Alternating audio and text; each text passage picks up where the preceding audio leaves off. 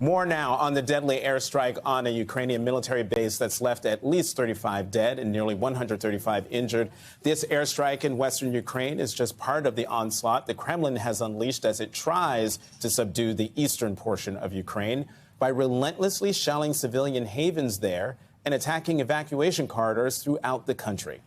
Joining me now is MSNBC national security analyst Clint Watts. He's a distinguished fellow at the Foreign Policy Research Institute and author of Messing with the Enemy, Surviving in a Social Media World of Hackers, Terrorists, Russians, and Fake News. Clint, thank you very much for coming to the Sunday show and helping the viewers understand the lay of the land, literally, of what's going on in Ukraine. That deadly airstrike targeting the military base in eastern Ukraine was about 12 miles from the Polish border. Talk about the significance of that attack.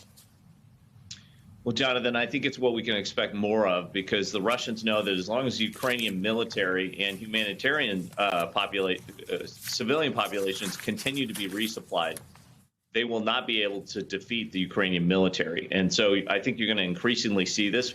Part of it is because the West has been very vocal about their support for what's going on in Ukraine, which is a great thing, but it essentially will push Russia to try and attack those supply lines all the way from the Polish border all the way into the center of Kyiv.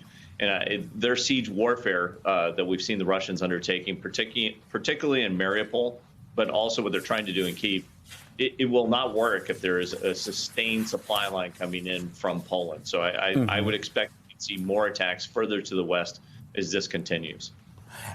Clint, do you think, though, that the Russians are trying to provoke the West, trying to provoke NATO and the United States by launching an attack like this?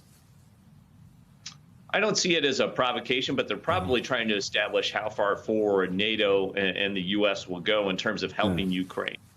So they're all about determining what the red line is so they can march right up to it. I imagine Vladimir Putin and all of his deputies are trying to figure out, will NATO ever get into the fight? How far can we push up to that Polish border? The other thing is a lot of the indirect fire, a lot of the missiles that have been coming in, a lot of their aviation attacks have not been particularly accurate. So 12 miles when you're in a fighter jet at 10,000 feet and above, that is an inch or two, in terms of targeting. It's very small amount. So I'm worried what would happen if missiles were to drift into Poland, how NATO might respond for that. And are they prepared for what they would do if they start seeing munitions landing further to the west and in NATO-held territory?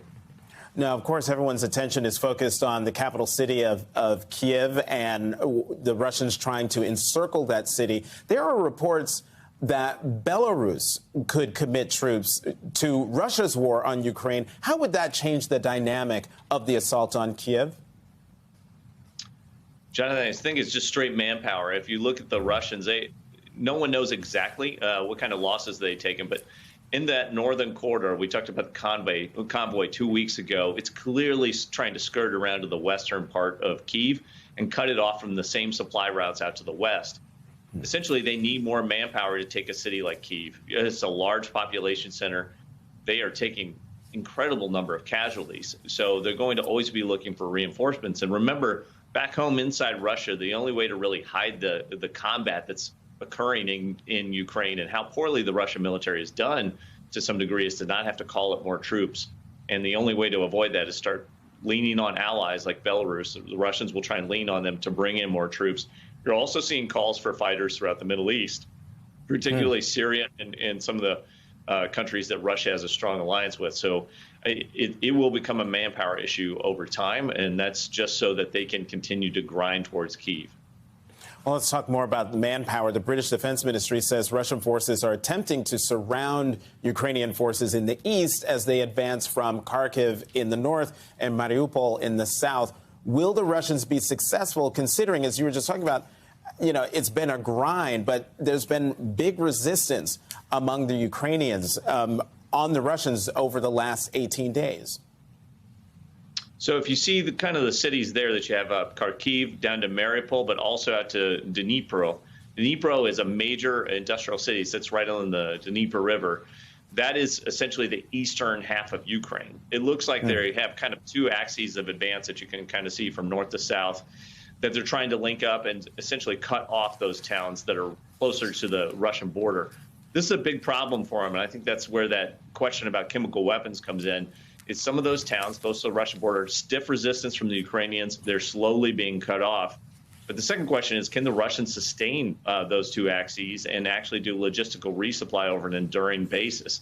I'm not convinced that they can. I think it's really time will tell in the next 1, 2, and 3 weeks whether they can sustain those lines of march and whether actually seal off the eastern part of the country. I worry for the Ukrainians who are in those cities closer to the Russian border, because it is going to be very tough for them. There's not a lot of ways to resupply. And slowly over time, they're going to have to figure out other ways to keep up the resistance. And I'm sure they're thinking through those things, but it's very difficult to help them the closer they are to the Russian border. And Clint, just sort of make sure that I heard you correctly, because I was going to ask you about the potential of chemical weapons being used. And I think you said that, talk of this or threats of this use of chemical weapons would be on towns in that eastern portion of Ukraine, on the east side of that river that runs the length of Ukraine. I got that right? Yeah, that's right, Jonathan. So the Russian statements were false flag statements, essentially saying that Ukrainians use chemical weapons or detonate them. One of the places that they mentioned was outside of Kharkiv. That's because they have met such stiff resistance in that corridor that you can see where it goes from dark red to kind of a mix of red and pink. That corridor has got a lot of Ukrainian resistance, and they've bypassed a lot of population centers. The Russians are notorious for telling on themselves, meaning they project onto others what they actually are considering doing. And I think we've seen in Syria and other locations where chemical weapons have been used on population centers that could not be brought under control. So from a military perspective, if you want to take a town, but you don't want to bomb every single block of the town and destroy it or level it, chemical weapons allow essentially the death of all the civilians inside that location, a very horrible death. But the structure in the city remains intact and can be retaken over time. That's what I'm worried about. The closer to the Russian border there is with the stiff resistance in these cities, what would the Russians do to take them without having to go through a grinding siege warfare? My God, Clint, I hope we don't see that. Clint Watts, thank you very much for bringing your expertise to the Sunday show.